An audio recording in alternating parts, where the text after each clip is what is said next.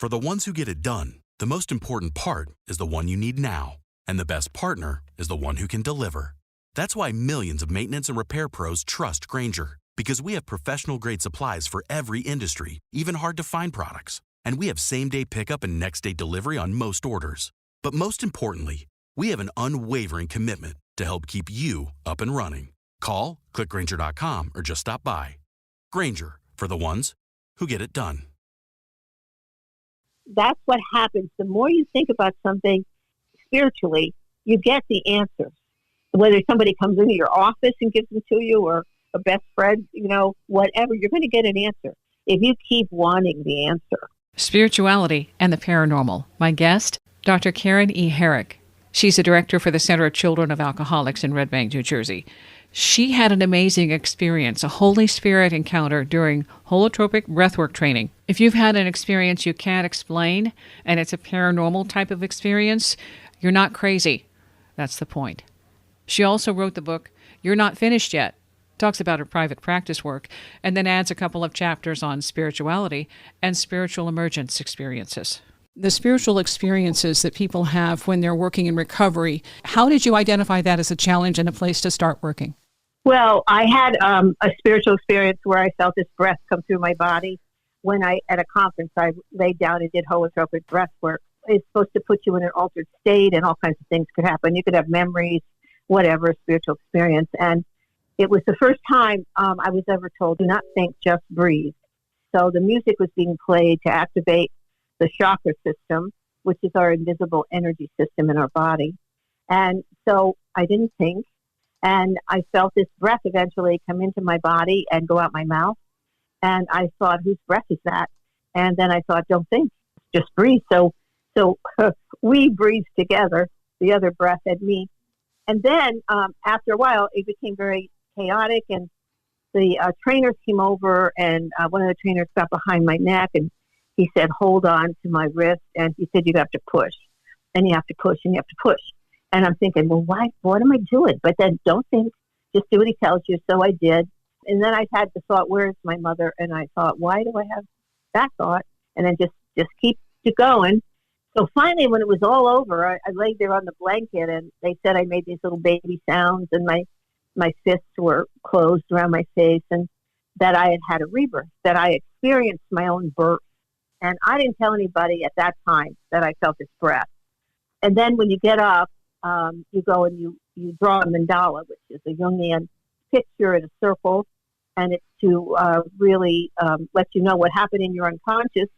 So I drew this flower and the sun and a tree and grass, and I had no idea what that meant. And then you go to lunch. Now, I thought this whole thing had taken 20 minutes, and actually had taken about 4 hours. So I'd been in an altered state. I lost my sense of time, which is what a spiritual experience is. And I knew there was a God. Before that, I had thought there was some type of energy that had to do with nature, because nature was so beautiful. And I was raised in upstate New York, and, used to walk in the woods as a teenager. And I thought, something created all of this. I don't know what. So anyway, I knew there was a God. I knew I was connected to these 21 people that were doing this breath work that weekend. And I knew we were connected to the whole world. So it was a beautiful thing, but I was really kind of out of it, because when you go to the fourth dimension and you don't know what time is and all that, you've kind of crossed into another state of consciousness. So I went to lunch, had lunch, came back. Everybody sat around and talked about their mandalas. And the professor that was there said to me, oh, well, you had a rebirth. And I said, uh-huh. And I didn't want to act stupid. I felt this breath. And so I said nothing. And I waited, and nobody else had a breath, and nobody else had a rebirth. So I was like, okay. So this is what it's like, though, coming from an alcoholic family, because it was always so confusing, and you're always trying to figure it out. So I just thought, well, I'll be okay. I'm staying here till Saturday. And then at Saturday, it was in Connecticut, and I was driving and being the lead car for like 3 cars going to Newark Airport. And so everybody went out for pizza and the movie that night. I wasn't leaving the little place where we were because I needed the safety. And then about Friday, I said, you got to get it together. Whatever it is that happened to you, just get it together now, and then you'll figure it out. So it took me like a year and a half. And Bill Wilson's story from Alcoholics Anonymous, when I read that again, really after having experienced the breath, that's what he experienced, a breath, not of air, but of wind went through him. And I thought, yeah, that's what happened to me. And then eventually I learned that it was the Holy Spirit. So I think the Holy Spirit is in charge of spiritual experiences for people, and that your soul determines what kind of a spiritual experience you're going to have. Then other people my clients started coming to me with these stories. There was one story of a gentleman who's like 29, and he lived with his alcoholic father, and he worked in a restaurant, so he'd come home like, 10, 11 o'clock at night. His father would be in the kitchen drunk, and they would fight. So he came in because he broke up in a relationship, and he was told that I helped with the relationship. So he came in, and I did my assessment the first time, and he was very frightened. So, are you frightened of your father? No. Are you frightened of your boss at work? No. I said, well, you seem, a little uptight, but it's hard to come to a therapist. So we're going to see what you're like the next time you come in. So he did. He came in the next time. He was just as uptight as the first time. And I always have had a portable computer since, I don't know, whenever they came out. So I put down my computer and everything, and I said, you're very afraid. And if we're going to talk about this relationship, we're going to have to really know and trust each other.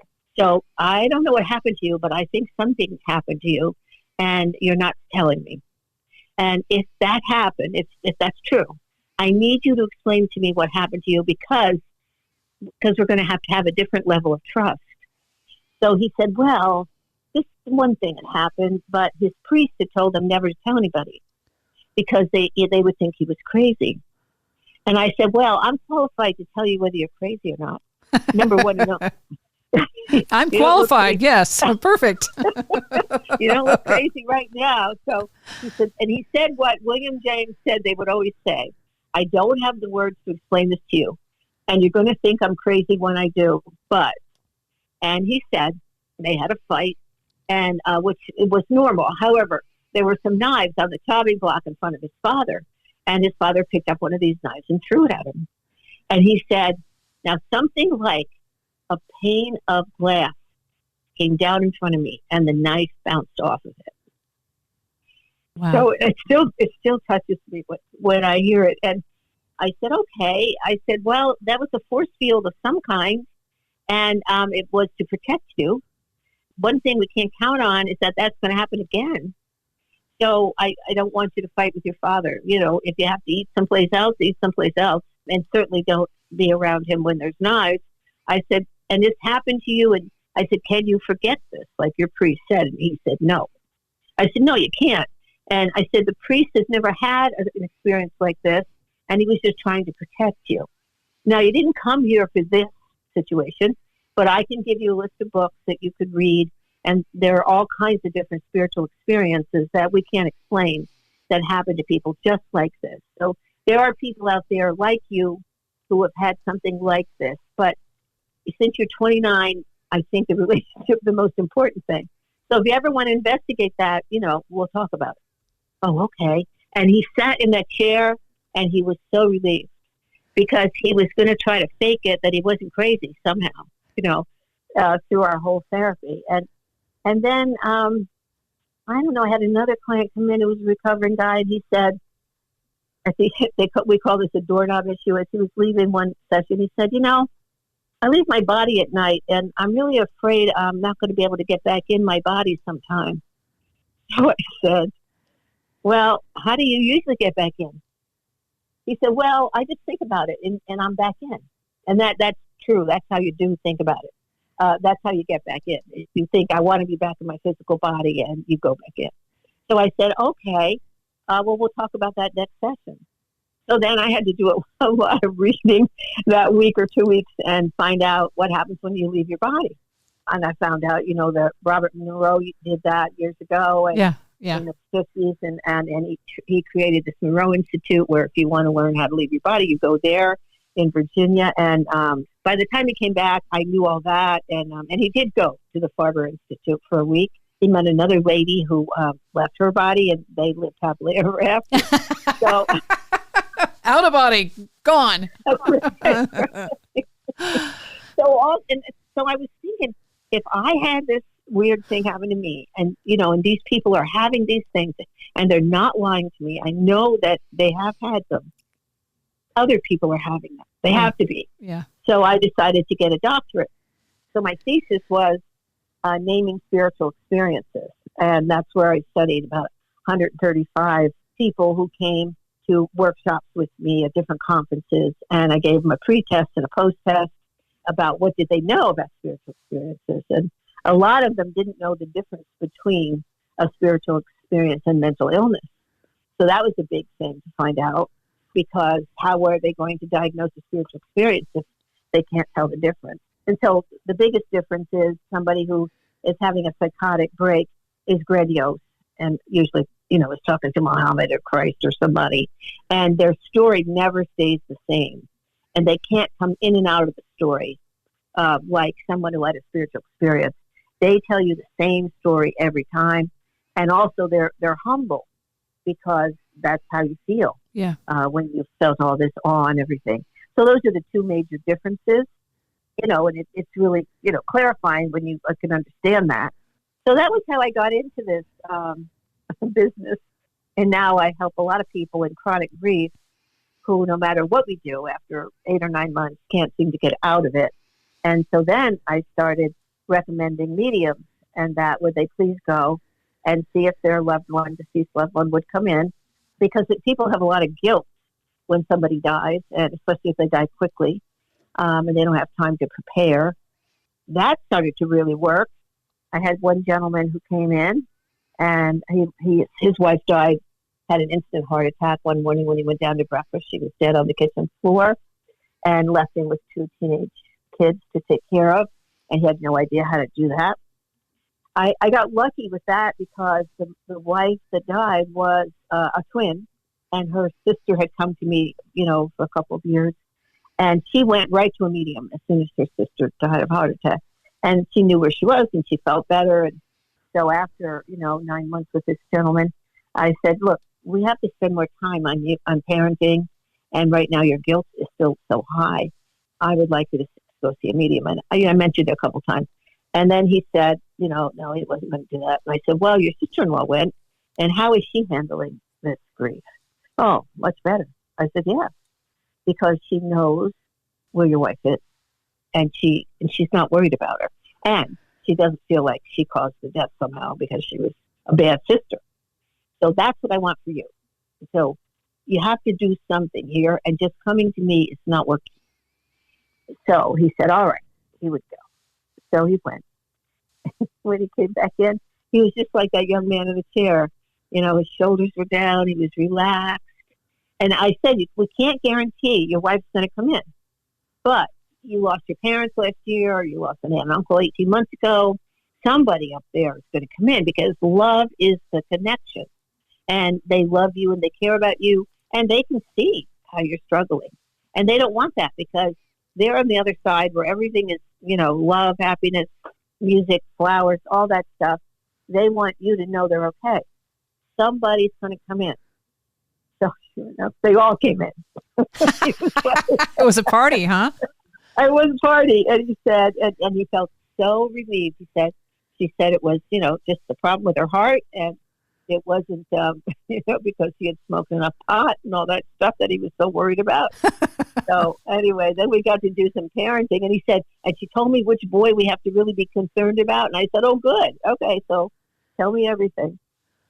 See, that's amazing. I mean, that's something that is just now becoming more, I guess, acceptable is a word, or at least more possible, that people are allowing that mediums and other types of support systems are there. And you don't have to consider somebody crazy because they want another type of alternative resource to help them through the grief process. Yes, yes. And also, I know what mediums to send them to. I've been to them, or, friends of mine have been to them, or other clients, and, they're all ones that really worked well. So, we don't just go to anybody either. That's also helpful. Lilydale is one of the medium hubs, a town where they actually have stringent requirements to become a medium if you live in that town. Other people I've talked to have actually developed their own abilities, not to work with all sorts of people, but with their own relatives, their own loved ones. They have developed the ability to hear or connect. And that's something we all have the ability to do. It's just, it isn't something we've been taught. Many of us have been taught about. That's right. When you were first getting into this, I thought was really interesting that you had your PhD consultant, Raymond Moody. Oh, yes, Raymond. He's a wonderful gentleman. Well, he was the forerunner to all of this, and researched and gave it a lot more concrete validity because of his work. Oh, absolutely. Near-death experiences, and he said, Karen, they seem to have died, but they come back. So I called it near-death. And, and he's wonderful. And he's been in the field, 30, 40 years now. You know what Raymond taught me? One of the biggest things was the word predegression. And I read all of Raymond's books because he was my consultant, and I wanted to learn the most I could. He has a book entitled The Last Laugh. And if I could recommend any book, it would be that, because he said that's the one the publisher didn't change very much. So it's all Raymond, and he really has a wonderful sense of humor. But in there, he talks about this word predegression. And he explained it very technically, and I don't have it in front of me, but something about in mental illness, people use the information they have from their life, and it predegresses to a time when they will need that information to have a paranormal experience, something like that. So he said this was the purpose of the paranormal. So I asked him to explain it to me, and he did, but he didn't have any examples. So I'm thinking about it for maybe 6 weeks, and it was Christmas, and I was running spirituality groups at that time, which were wonderful. And people were supposed to stay for 12 weeks and then move on. These are people that some I had in therapy before, and they wanted something more than therapy. And other people just came. They were not allowed to do a therapy session in the spirituality group. We just talked about different spiritual experiences they had and the history of that. So there was this one woman who, she was raised in a family where they believed that Wednesday's child was full of woe. And she was born on Wednesday, and she was very depressed. And so the group, and we had talked to her about, okay, so when you get depressed, you're going to use something spiritual to get out of it. So she had taken these meditation courses, and she took a walk. She had tea that day. Now, this was like the first week in January. And if I could ever find those notes, I bet it was on the Three Kings Day. But anyway, so she comes in and she said after the holidays, she had this wonderful experience. And so she was so depressed. And so she finally decided to sit down and meditate. So she did. And during the meditation, the three kings appeared to her. And they had gifts for her. They gave them to her, and they bowed in front of her. And they just made her feel so special. And she just couldn't believe it. It just was wonderful. And she probably said some other things about the Three Kings. But anyway, that was it. That was my example of predegression. Because she was Catholic. She had been mentally ill most of her life. And she needed an image. Now, it's very Jungian, too. And, of course, Carl Jung is one of my favorite psychologists. And he believes that the symbols will come from your unconscious that are helpful. So Jung doesn't use the word predegression, but he does, always want us to look at the symbols that have come into our life. So anyway, I had an example. And so when I had to go down south, wherever Raymond was living there, then I had to give a presentation for 2 to 3 hours of what I'd learned. And I gave him this example, and he that was really good. And I said, yeah, it really was. And it came just from thinking about it. So that's what happens. The more you think about something spiritually, you get the answers. Whether somebody comes into your office and gives them to you, or a best friend, whatever, you're going to get an answer if you keep wanting the answer. So that's another, just like spiritual clue. But it was a lot of fun, and I really enjoy showing people and having them tell me their images. Sometimes I have them draw if they're depressed and, pictures of their family and when they were younger and where they sat at a dinner table and all that kind of stuff. We get all kinds of good information that way in therapy. So symbols are the key that your unconscious gives to you. And Jung, Freud believed your unconscious was just this repository for your family of origin, memory, and sexual repression. But Jung says that the unconscious has an intelligence all of its own. It's very alive, and it has more power sometimes than your consciousness.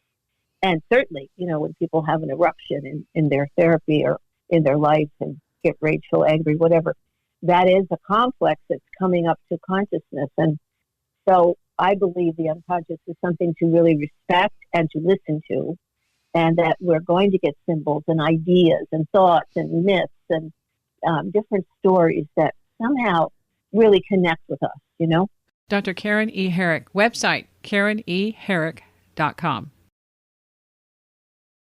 Are you struggling to lose weight and keep it off? Tired of wasting time and money on starvation diets that lead to more frustration and stress? If there was a weight loss solution that could actually work for you, would you try it? Then head to Golo.com. I'm Steve. I lost 138 pounds in 9 months on Golo. I'm Amber. I've lost 128 pounds with Golo Taking Release. If you're ready to take back control of your life, head to Golo.com now and see how Golo can work for you. That's GOLO.com. My sleep is way better. My inflammation has gone way down. Golo saved my life. I was way overweight. That's what sent me down the path. I wanted to make sure and live for my kid. I have literally tried everything. I was on the verge of getting gastric bypass surgery, and I saw the Golo commercial, and it was the last thing I tried because it worked. Join over 2 million people who have found a better way to lose weight with Golo. Your healthier and happier life begins at Golo.com. That's GOLO.com. Again, GOLO.com.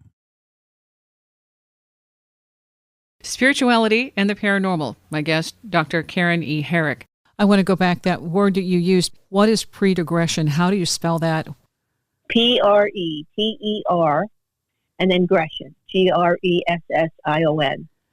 And all it means is that the unconscious has given you a symbol when you were very upset about something, very depressed about something, and you meditated and, you said, I need help, and sent you an image, and she'd probably been told that story her whole life, that the three kings came and gave gifts, and they did to her. Yes, and that's a powerful story, and especially this time of year, we three kings of Orient, the whole... it is, It works. And so I told her, I said, now, all of us have Christmas cards, and if we don't want to save them and we have the three kings, we're going to bring them to you, and you're going to make this collage of the three kings, and you're going to frame it, and you're going to have it with you forever, because this is a beautiful thing that happened to you. So those things have to be validated also. Your website, KarenHerrick.com, and there are books, You're Not Finished Yet, also Grandma, What is a Soul, and Psychology of the Soul and the Paranormal. And I like the little question on the cover of that book that says, discover why you get good ideas in the shower. And it's Karen E. Herrick. That's been a typo that seems to have come through. So KarenEHerrick.com is the website. So I was watching Oprah one day, and she was interviewing a spirituality expert, a gentleman. And about 45 minutes into the session, she said, how come I get such good ideas in the shower? And he says, I don't know. And she said, well, people said it's because the warm water is hitting the back of my neck. He didn't get that. So I'm sitting there folding laundry, and I'm saying, yeah, it's your vagus nerve. It's hitting the back of your neck, which is your vagus nerve. And that's why you get good ideas. Now, this is a whole new thing about the vagus in spirituality. So the vagus is the 10th and longest nerve in your body. Comes in at the top of your head, goes down around your neck, and touches your amygdala. Now, your amygdala is fight, or frozen. Those are the three things that happen if you're little, or not even little, but if you're older and you want to fight or flee. But if you're little, you freeze, because what are you going to do? Run away from home if something's bad happening to you there? You can't. And so you freeze, and all that goes into your cells, that memory. Then the vagus goes down your spinal column, into your heart, and down into your stomach. Now, Darwin, in the 1790s, I think, said that it was called the pneumogastric nerve, and that your stomach told your brain things and your heart rate went up.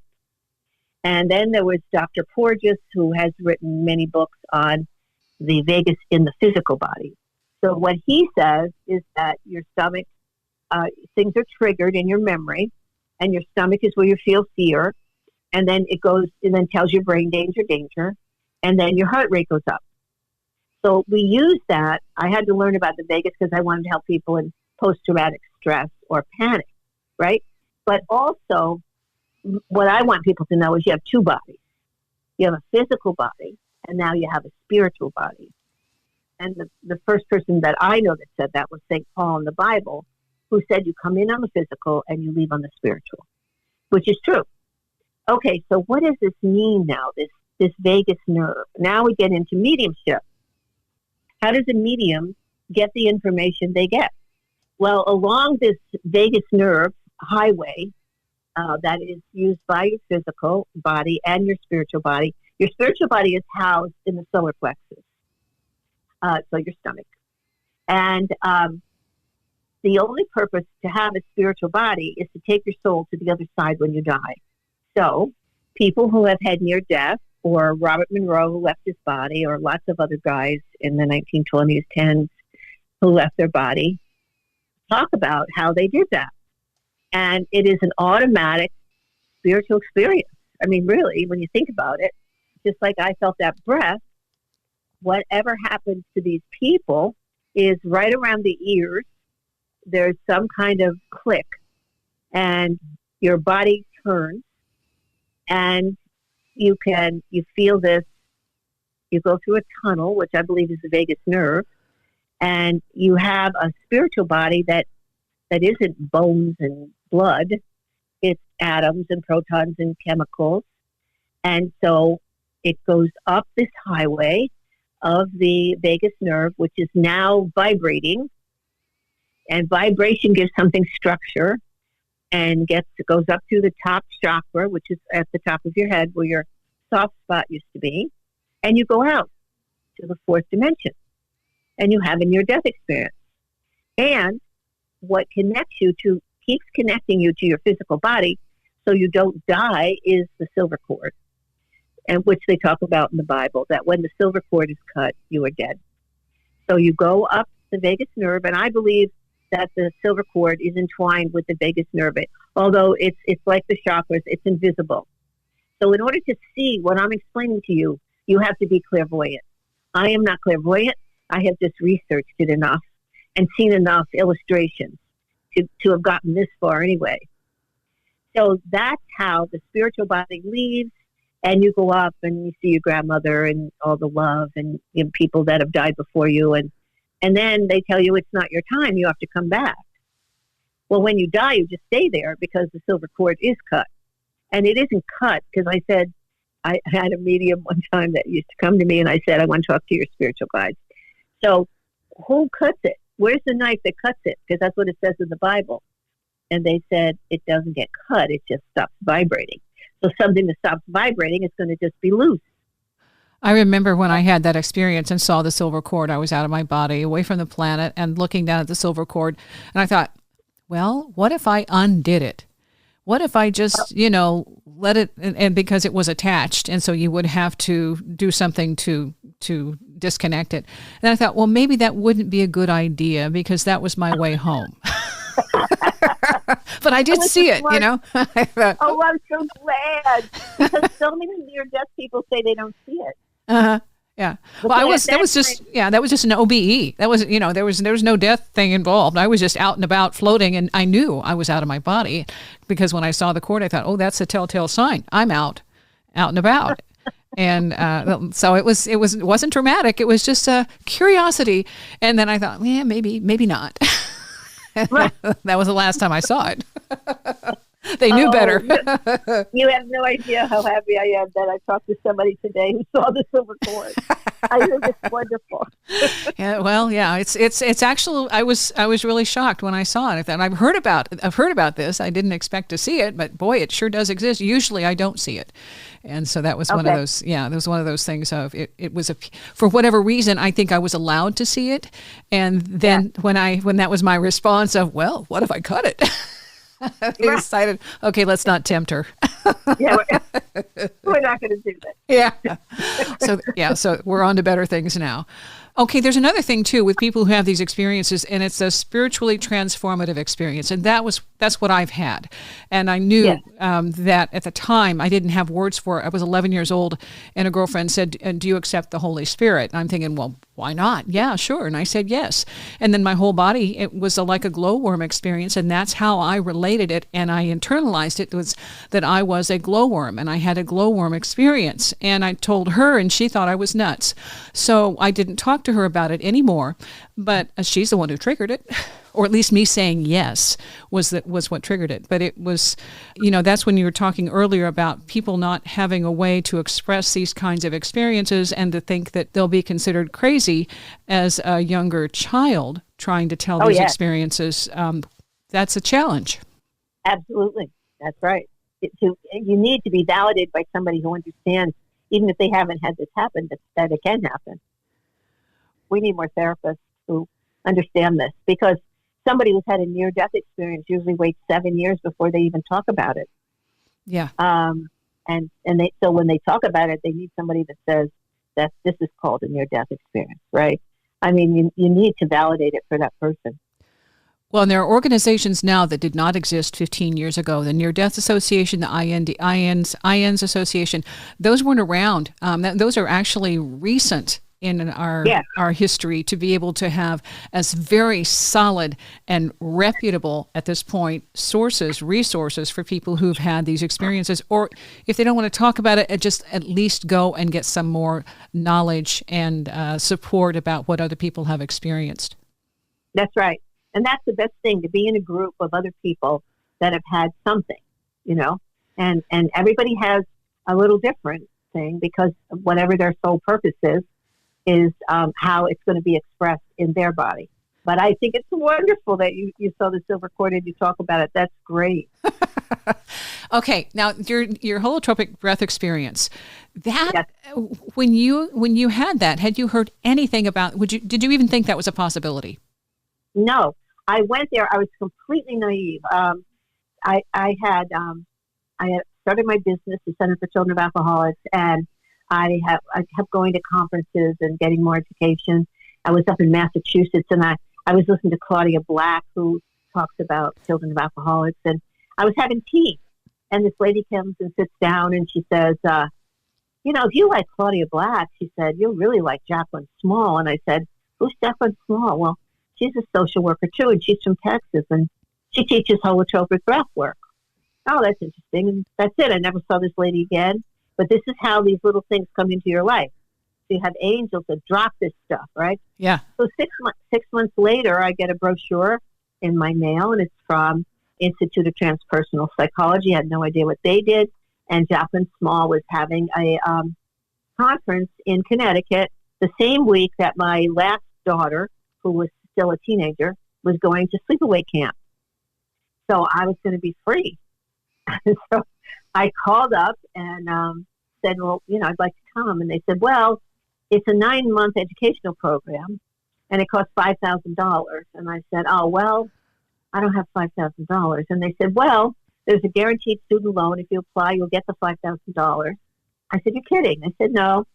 I said, okay, well, send me the paperwork. No idea what I was signing up for. And then I went, and I'm driving there, 5 o'clock in the morning to get to Connecticut by 9. And I'm thinking, why am I doing this? I could be home alone for a whole week, enjoying my peace and quiet. Yeah. That's right, relax. And there I learned about Jungian psychology and transpersonal psychology, which Jung and William James are really the first transpersonal therapists, because transpersonal psychology just studies other states of consciousness other than your normal waking state. So they accept everything. any kind of spiritual experience that's happened to you, or, out of body stuff. And all these people, there were 21 people there, and they had all laid down, and most of them, and they had breathed to this music, which was started by Stan Groth, who was a psychiatrist that was studying people that were, taking LSD in this hospital down in Maryland. And then the medical field said, no, you can't take LSD anymore.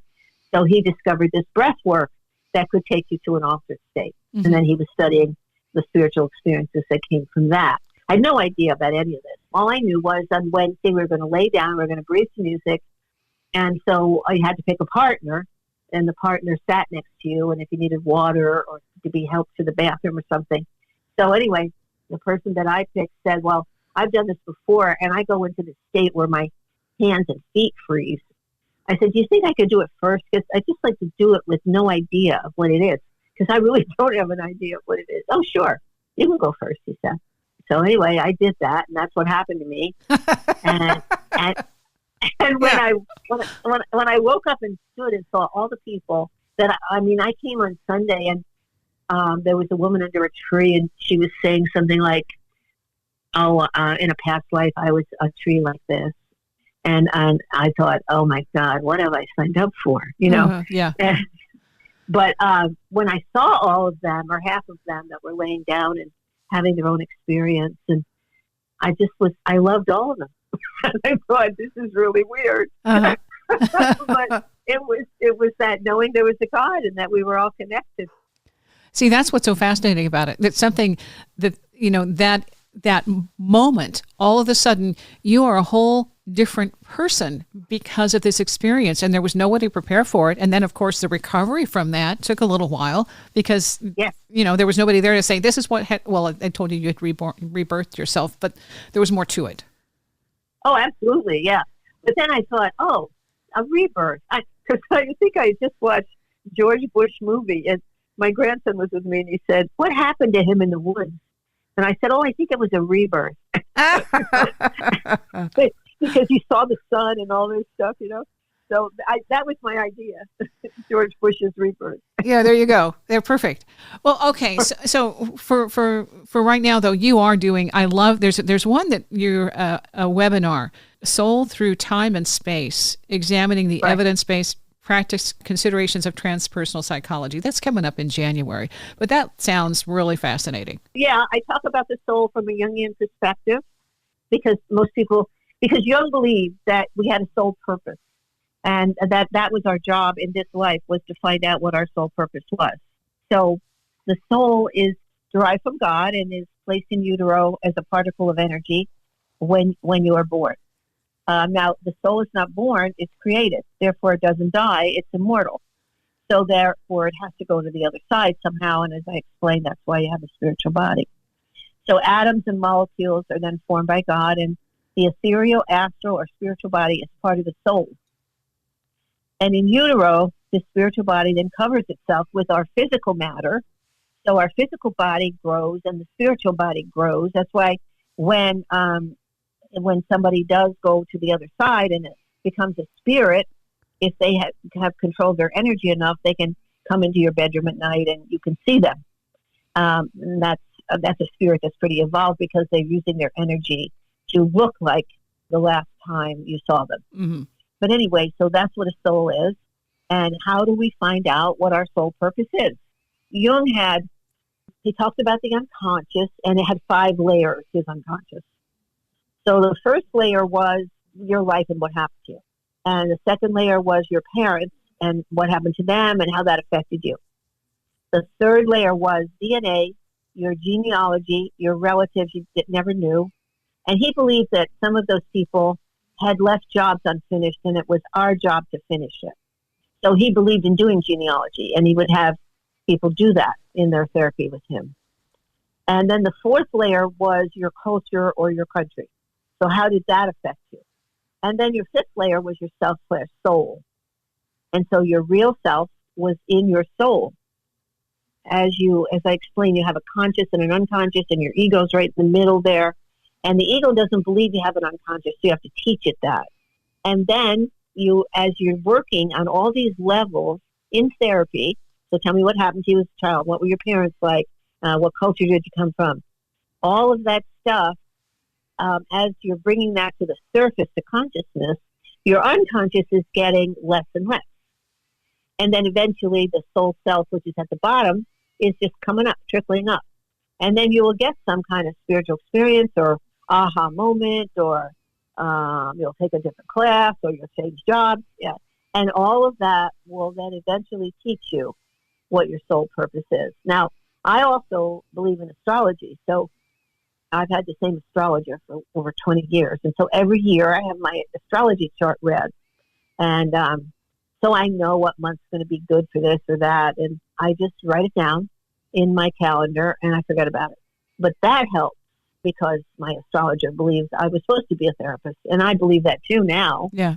But I didn't know that when I was married to the alcoholic, and I didn't have an education. And I started, I decided I was going to leave because in my life, my mother never left. She doesn't even drive. So she needed my father.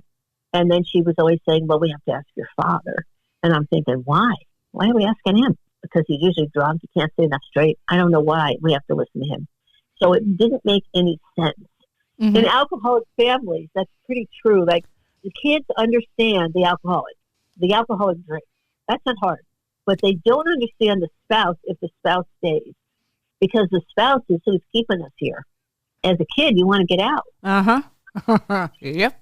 So I always thought, I will not be like my mother. If I ever find that I'm married to an alcoholic, I'm leaving. Right? So, of course, my second marriage was my alcoholic. And he was a salesman. And anyway, I was married about 10 years. And I kept, arguing with him, tried to when he was sober, about, you have to get some therapy. I mean, he worked for a 3-letter company. He had a nice insurance plan. We could have gotten therapy and really been helpful. And one night we're having this argument. When you fight with an alcoholic, you might notice their eyes are glazed over usually, and they're not there. They're not there. He straightened out and he said, I'm going to tell you something. If you repeat this to anybody, I'll deny it. But he said, I can live without. Alcohol, I can't. Oh, darn.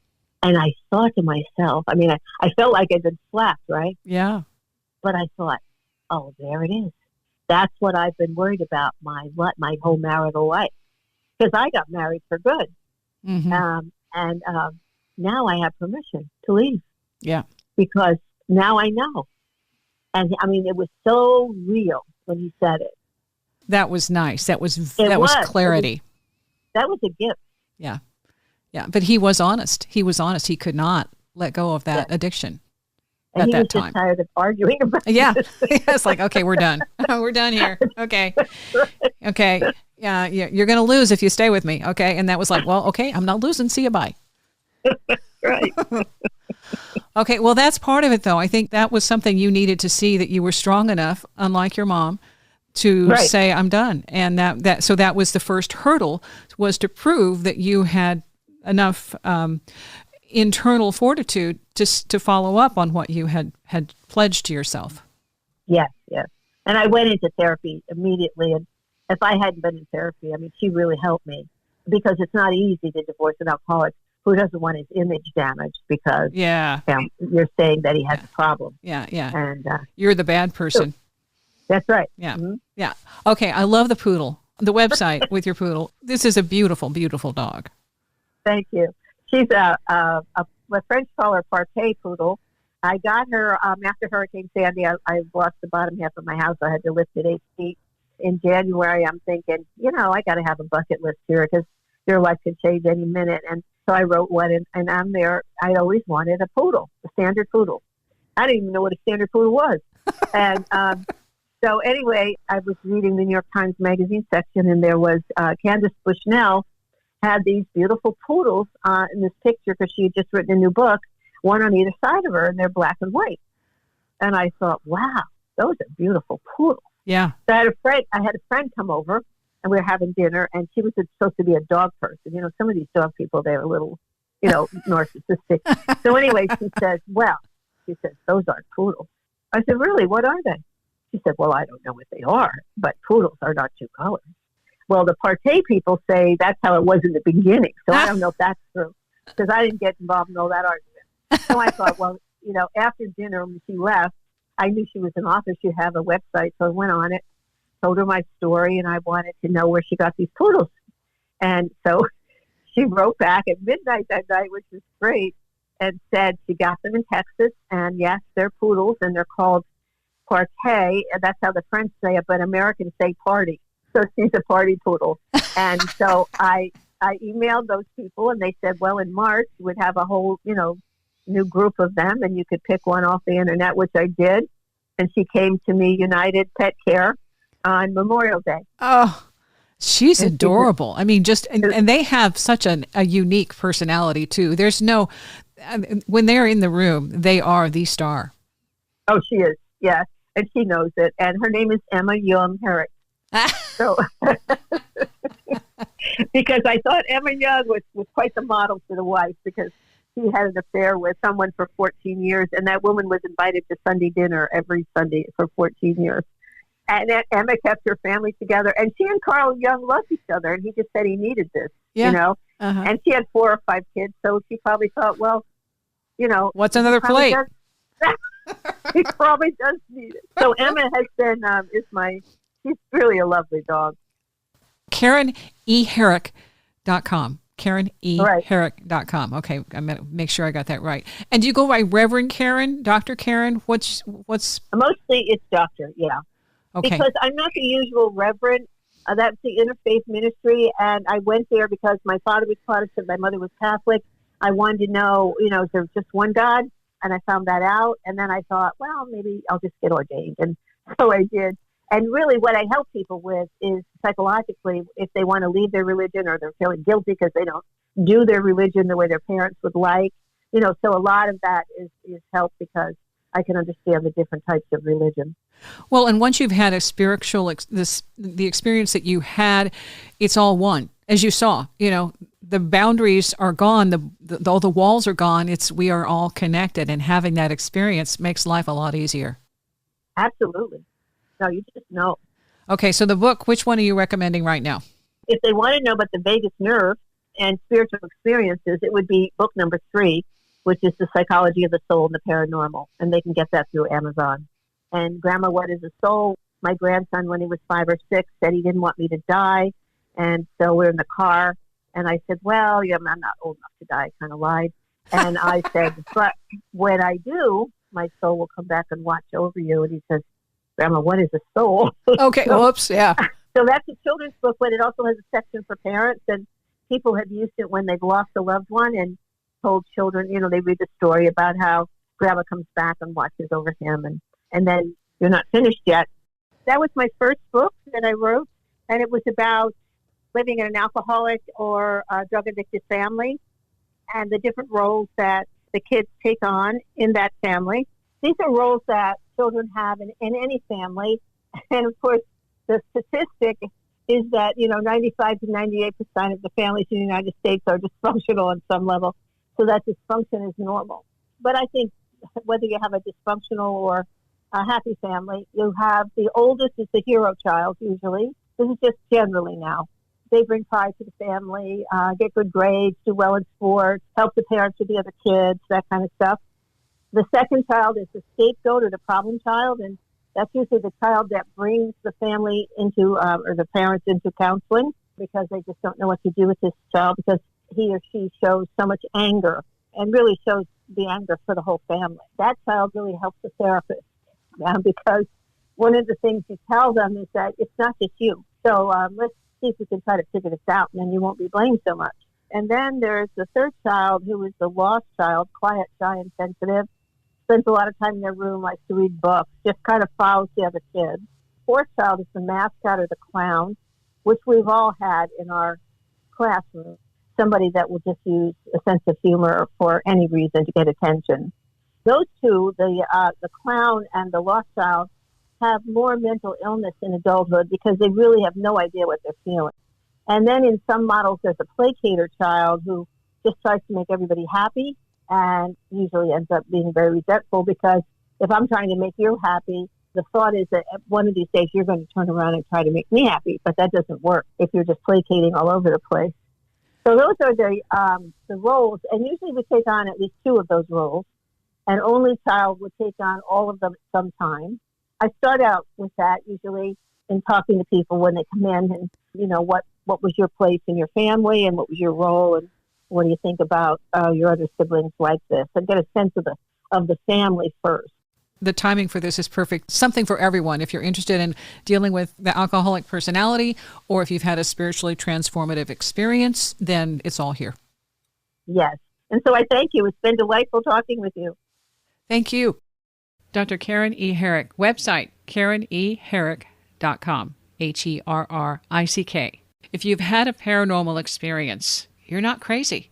It's the flip side of reality. Links are in the description for the show. Thanks for listening.